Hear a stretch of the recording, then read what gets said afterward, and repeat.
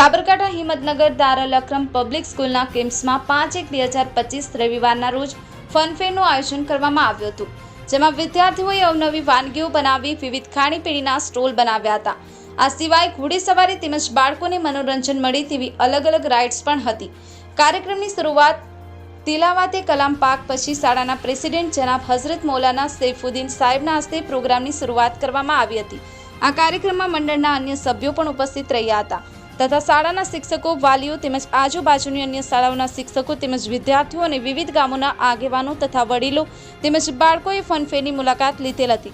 આમ લગભગ 5 થી 7 હજાર જેટલા લોકોએ આ પ્રોગ્રામ નિહાળ્યો હતો। આ કાર્યક્રમ સવારે 9 વાગ્યાથી સાંજે 8 વાગ્યા સુધી ચાલ્યો હતો।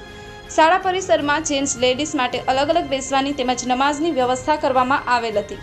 આમાં કાર્યક્રમ ખૂબ જ સફળ રહ્યો હતો અને આવનાર તમામ લોકોએ આની ખૂબ જ પ્રશંસા કરી હતી। સુફિયાન તાંબડિયા, હિંમતનગર ખબર ન્યૂઝ, સાબરકાંઠા। अपनी आसपास बनती घटना समाचार જોવા માટે હિંમતનગર ખબર ન્યૂઝને લાઇક કરો, શેર કરો, ચેનલને સબસ્ક્રાઇબ કરો।